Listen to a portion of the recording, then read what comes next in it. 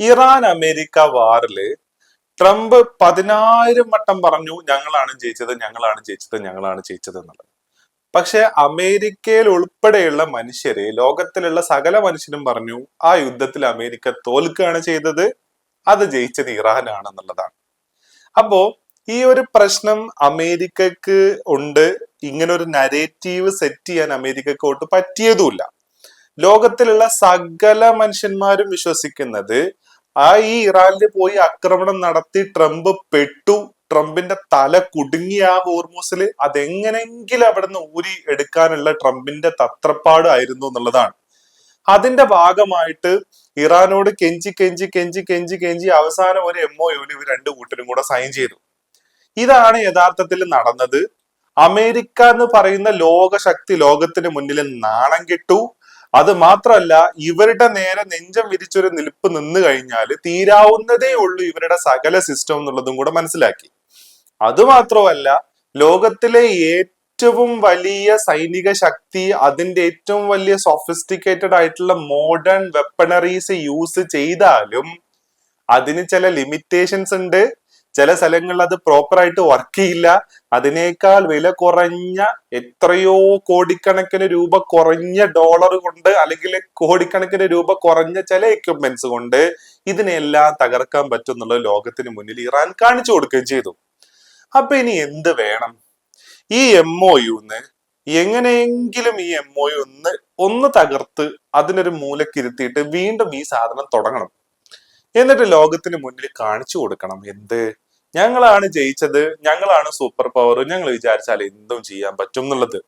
അപ്പോ ഇതിന്റെ ഭാഗമായിട്ട് MOU പറഞ്ഞിട്ടുള്ള ഒരു കാര്യമായിരുന്നു ഈ ഹോർമൂസിന്റെ പൂർണ്ണമായിട്ടുള്ള നിയന്ത്രണം. നിയന്ത്രണം എന്ന് പറഞ്ഞാൽ കപ്പൽ ഇതിലൂടെ പോവണം എന്നുള്ളതൊക്കെ ഇറാന്റെ കയ്യിലായിരിക്കും എന്നുള്ളത് ഈ MOU പറഞ്ഞതാണ്, ഇവരത് അംഗീകരിച്ചതാണ് എന്നുള്ളതാണ് റിപ്പോർട്ടുകൾ പുറത്തു വന്നത്. അപ്പോ ഈ കാര്യങ്ങളൊക്കെ നിലനിൽക്കുന്നതിന്റെ ഇടയ്ക്കാണ് അമേരിക്ക എന്ത് ചെയ്തത്? ഈ പറയുന്ന MOU തന്നെ വിരുദ്ധമായിട്ട് ഇറാന്റെ തീരത്തൂടെ പുതിയൊരു ട്രാക്ക് അങ്ങ് തുറന്നു. അതായത് പുതിയൊരു കപ്പൽ ചാല്. അപ്പൊ പിന്നെ ഇറാൻ നോക്കി നിൽക്കോ?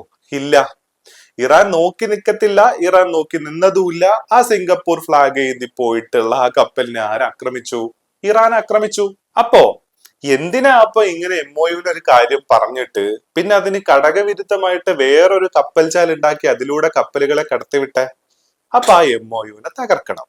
അത് തകർക്കാൻ ആരുടെയും കൂടെ ആവശ്യമാണ് യഥാർത്ഥത്തില്? അമേരിക്കയുടെ മാത്രമാണോ? അല്ല, ഇസ്രായേലിന്റെയും കൂടെ ആവശ്യമാണ്. ഇസ്രായേലിന് ലോകത്തില് അമേരിക്കയിലെ ഏറ്റവും കൂടുതൽ ലോബിയിങ് കപ്പാസിറ്റി ഉള്ള ഒരേ ഒരു രാജ്യമാണ് ഇസ്രായേൽ.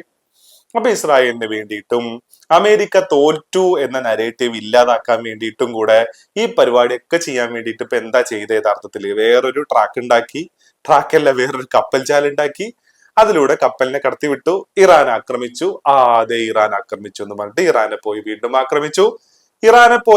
ആക്രമിച്ചു. അതിന് ബദലായിട്ട് വീണ്ടും എന്ത് ചെയ്തു? ഇറാന്റെ തിരിച്ചാക്രമണം ഉണ്ടായി. അത് മാത്രമല്ല, വേറൊരു കപ്പലിനെയും കൂടെ ഇറാൻ ആക്രമിച്ചിട്ടുണ്ട്. അപ്പൊ ആ കപ്പലിനെ ഇറാൻ ആക്രമിച്ചു. അത് ശരിയാവില്ല, അത് അങ്ങനെ വിട്ടുകൊടുക്കാൻ പറ്റില്ല എന്ന് പറഞ്ഞിട്ട് അമേരിക്ക ഇപ്പൊ എന്ത് ചെയ്തു? ഇറാന്റെ മേലെ പോയിട്ട് ഈ പറയുന്ന ബന്ദർ അബ്ബാസ് ദ്വീപുകൾ അടക്കമുള്ള ഈ ദ്വീപ് സമൂഹത്തിലോട്ട് പോയിട്ട് ആരാക്രമണം നടത്തി? US സെൻട്രൽ കമാൻഡ് അല്ലെങ്കിൽ US നേവി ആക്രമണം നടത്തി. എന്നിട്ട് ഈ ബഹ്റൈനിലോട്ടൊക്കെ എന്ത് ചെയ്തു? ഇറാന്റെ ആക്രമണ ശ്രമങ്ങളും ഉണ്ടായി. അത് മാത്രമല്ല, ഈ ആക്രമണത്തിന്റെ വീഡിയോ കൂടെ ഇവർ പുറത്തുവിട്ടു. അപ്പൊ ആ അൺക്ലാസിഫൈഡ് ചെയ്തിട്ടുള്ള ആ വീഡിയോ, ആക്രമണത്തിന്റെ വീഡിയോ ഒരു നൈറ്റ് വിഷൻ വീഡിയോ ആണത്. അപ്പൊ അതിന്റെ വീഡിയോ നമുക്ക് ആദ്യം ഒന്ന് കാണാം.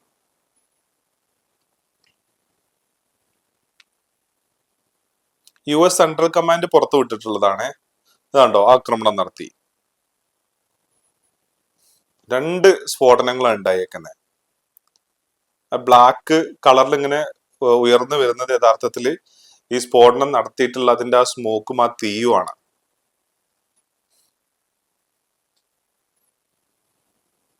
ഇത് ആക്ച്വലി US സെൻട്രൽ കമാൻഡ് പുറത്തു വിട്ടിട്ടുള്ള വീഡിയോ ആണ്. അപ്പോ ഇവിടെയാണ് ഇപ്പൊ കാര്യങ്ങൾ വന്ന് നിൽക്കുന്നത് എന്നുള്ളതാണ്. എങ്ങനെയെങ്കിലും ഇപ്പൊ ഈ വന്നിട്ടുള്ള MOU തകർക്കുക, ഇറാന്റെ മേലെയുള്ള ഈ പറയുന്ന ഇത്രയും ഇളവ് കൊടുത്തത് വീണ്ടും എന്ത് ചെയ്യുക, തിരിച്ചെടുത്തിട്ട് ഇറാനെ വീണ്ടും സ്ട്രഗിൾ ചെയ്യുന്ന രീതിയിലേക്ക് കാര്യങ്ങൾ കൊണ്ടുപോകുക എന്നുള്ളതൊക്കെയാണ് സിംപിളി ഇതിന്റെ ലക്ഷ്യം. ഈ ഒരു പ്രശ്നം നിഷ്കളങ്കരായിട്ടുള്ള ആൾക്കാരുണ്ടെന്നുണ്ടെങ്കിൽ ഈ ഒരു പ്രശ്നം തീരാൻ പോകുന്നില്ല. ഇത് തീർക്കാൻ ആക്ച്വലി അമേരിക്കക്ക് ഉദ്ദേശവും ഇല്ല എന്നുള്ളതാണ്. ഇറാനെ മൊത്തത്തില് അടിയറവ് വെച്ച് ഇറാന്റെ ഇപ്പത്തെ റെജീമിനെ ഇല്ലാണ്ടാക്കി IRGCനെ നിരായുധീകരിച്ച് അവിടെ ഈ മറ്റേ നമ്മുടെ പെഹൽവീനെ കൊണ്ടുപോയി കുടിയിരുത്തി, പെഹൽവീനെ അല്ലെങ്കിൽ അവർക്ക് ഇഷ്ടമുള്ള ആരെങ്കിലും കുടിയിരുത്തി വീണ്ടും ഇസ്രായേലിനെ അഴിഞ്ഞാടാൻ പറ്റുന്ന രീതിയിലുള്ള ഒരു കളമാക്കി അതിനെ മാറ്റിയാൽ മാത്രമേ യഥാർത്ഥത്തിൽ ഈ പ്രശ്നങ്ങൾ തീരത്തുള്ളൂ. ഇതാണ് ഇവരുടെ ഉദ്ദേശം. ഇതിനു വേണ്ടിയിട്ടാണ് ഈ കളികൾ കളിക്കുന്നത്. കാരണം സിമ്പിൾ ആണ്. ആ റീജിയനില് ഇസ്രായേലിനെതിരായിട്ട് വോയിസ് എടുത്ത് നിൽക്കുന്നത് ഒരേ ഒരു രാജ്യമുള്ളൂ, അത് ഈ പറയുന്ന ഇറാനാണ്. ഇറാന്റെ അയൽ രാജ്യമായിട്ടുള്ള അസർബൈജാൻ അടക്കം ആരുമായിട്ട് ചങ്ങാത്തത്തില്ല, ഇസ്രായേലുമായിട്ട് ചങ്ങാത്തത്തിലാണ്. അസർബൈജാൻ എന്ന് പറയുന്നത് ഏറെക്കുറെ ഒരു മുസ്ലിം രാഷ്ട്രമാണെന്ന് വേണമെങ്കിൽ പറയാൻ പറ്റും. എന്നിരുന്നാൽ കൂടെ ഇസ്രായേലുമായിട്ട് നല്ല ടേംസിലാണ്. അത് മാത്രമല്ല, അസർബൈജാനിൽ ഇരുന്നിട്ടാണ് കഴിഞ്ഞ പ്രാവശ്യം ആക്റ്റീവായിട്ട് ഈ വാർ നിലനിന്ന സമയത്ത് ഇസ്രായേല് ചില കാര്യങ്ങളെല്ലാം ഓപ്പറേറ്റ് ചെയ്തതും ഈ അസർബൈജാനിൽ നിന്നാണ്. ഇനി ഇസ്ലാമിക ലോകത്തോട്ട് മുസ്ലിം ലോകത്തോട്ട് നോക്കുകയാണെന്നുണ്ടെങ്കിൽ അവിടെ ഇപ്പൊ നമ്മൾ നോക്കുകയാണെന്നുണ്ടെങ്കിൽ ബഹ്റൈനും അതേപോലെ തന്നെ UAE ഒക്കെ ഇസ്രായേലുമായിട്ട് നല്ല ബായി ബന്ധത്തിൽ പോവുകയാണ്. അപ്പോ ഇവർക്ക് വേണ്ട രീതിയിലുള്ള ഒരു ടീമിനെ ഗ്രേറ്റർ ഇസ്രായേൽ എന്ന് പറയുന്ന സ്വപ്നം നടപ്പിലാക്കാൻ പറ്റുന്ന രീതിയിൽ ഇസ്രായേൽ എന്ന് പറയുന്ന ഒരു ഒറ്റ രാജ്യമല്ലെങ്കിലും എല്ലാ രാജ്യങ്ങളും ഇസ്രായേലിന്റെ ശിങ്കിടികളാക്കി മാറ്റാൻ പറ്റുന്ന രീതിയിലോട്ട് ഇസ്രായേൽ ഇങ്ങനെ സെറ്റ് ചെയ്ത് വരുമ്പോ ഒരേ ഒരു രാജ്യം അതിന് കല്ലുകടിയായിട്ട് നിലനിൽക്കുകയാണ്. ആ രാജ്യം എന്ന് പറയുന്നത് ഇറാനാണ്. ഇതിനെ തകർക്കുക, ഇതിനെ ഇല്ലാണ്ടാക്കുക, ഇപ്പത്തെ റെജീമിനെ അടിച്ചിടുക എന്നുള്ളതാണ് ഇവരുടെ ലക്ഷ്യം. ആ ലക്ഷ്യത്തിൽ നിന്നും അമേരിക്കക്ക് ആ ഒരു ലക്ഷ്യമില്ലെങ്കിൽ കൂടെ അമേരിക്കയെ ആ ലക്ഷ്യത്തിലോട്ട് ആരെത്തിക്കും? ഇസ്രായേൽ എത്തിക്കും എന്നുള്ള കാര്യത്തിൽ യാതൊരു സംശയവുമില്ല. അപ്പൊ ഇതാണ് ഇപ്പൊ നടന്നുകൊണ്ടിരിക്കുന്നത്. ഇപ്പോ അമേരിക്ക മുൻകൈ എടുത്ത് ഇറാനും അമേരിക്കയും കൂടെ സൈൻ ചെയ്തിട്ടുള്ള ഈ MOU ഈ ടേംസിൽ നിന്നും എങ്ങനെയെങ്കിലും പുറത്തു വരണം. പുറത്തു വന്നിട്ട് അമേരിക്കക്ക് ഇപ്പൊ ലോകത്ത് ഉണ്ടായിക്കൊണ്ടിരിക്കുന്ന ഈ ഇമേജ് എന്ത്, ലോകത്തിലെ ഏറ്റവും വലിയ സൈനിക ശക്തി, F-15, F-35, സ്റ്റെൽത്ത് കപ്പാസിറ്റി, അതേപോലെ തന്നെ ഈ പാട്രിയോട്ട് ആരോ പോലെയുള്ള ആന്റി മിസൈൽ സിസ്റ്റങ്ങളൊക്കെ സകലമാന സാധനങ്ങളും ചീട്ട് കൊട്ടാരം പോലെ ഇറാന്റെ മിസൈലുകൾക്കും ഇറാന്റെ ഡ്രോണുകൾക്കും മുന്നിൽ തകർന്നടിഞ്ഞ് ഇല്ലാണ്ടായി. അപ്പോ ചെറിയൊരു മിസൈൽ ശേഷി നിങ്ങൾക്കുണ്ട് എങ്കിൽ, നിങ്ങളുടെ കയ്യിൽ ചെറിയ ഒരു ഡ്രോൺ ശേഷി ഉണ്ട് എന്നുണ്ടെങ്കിൽ ഈ പറയുന്ന അമേരിക്കയെ നിങ്ങൾക്കും അടിച്ചിടാൻ പറ്റും, ഈ അമേരിക്കയെ നിങ്ങളുടെ മുന്നിൽ മുട്ടുകുത്തിക്കാൻ പറ്റും എന്നുള്ളൊരു സന്ദേശം ലോകത്തിന് കൊടുക്കുകയും ചെയ്തിട്ടുണ്ട്.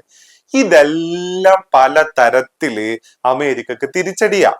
അപ്പൊ ആ തിരിച്ചടീനെ ഇല്ലാണ്ടാക്കണമെങ്കിൽ അതിനൊരു കൗണ്ടർ നരേറ്റീവ് സെറ്റ് ചെയ്യാൻ ശ്രമിച്ചിട്ട് ആ കൗണ്ടർ നരേറ്റീവ് സെറ്റ് ചെയ്യാൻ അമേരിക്കക്ക് പറ്റുന്നുമില്ല.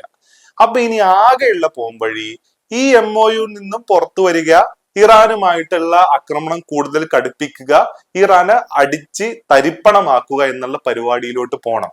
പെട്ടെന്ന് അങ്ങ് പിന്മാറാൻ പറ്റത്തില്ല. കാരണം എന്തെന്ന് ചോദിച്ചു കഴിഞ്ഞാല്, കഴിഞ്ഞ പ്രാവശ്യം ഒമാനിൽ നടന്നുകൊണ്ടിരുന്ന ചർച്ച, ആ ചർച്ച നടത്തിക്കൊണ്ടിരിക്കെയാണ് പെട്ടെന്ന് എവിടെ പോയി ആക്രമണം നടത്തുന്നത്? ഇറാനിൽ ആക്രമണം നടത്തുന്നതും അതേപോലെ തന്നെ ആയത്തുള്ള അലി ഖൊമൈനിയെ കൊല്ലുകയും ചെയ്യുന്നത്.